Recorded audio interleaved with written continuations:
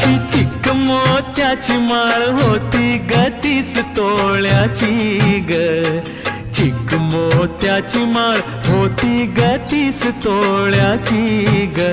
जसा गणपतीचा गोंडा चौरंगी लाल बावटा ग. गणपतीचा गोंडा चौरंगी लाल बावटा ग.